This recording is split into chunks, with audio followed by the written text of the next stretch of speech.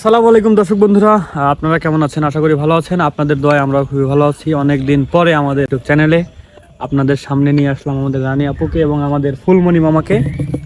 তো আজকে প্রথম, তো হয়তো অন্যান্য ফুটেজে দেখতে পারেন, তবে এই চ্যানেলে আজকে প্রথম। তো আমরা রানী আপুর গান তো সচরাচর শুনি, আজকে আমরা একটু ব্যতিক্রমীভাবে আমাদের ফুলমণির গান শুনবো। অবশ্যই কমেন্ট করে জানাবেন যে আমাদের ফুলমণির গানগুলো কেমন লাগে এবং এই গানটা কেমন লেগেছে। আমরা বেশি দেরি করবো না, সরাসরি গানে চলে যাবো।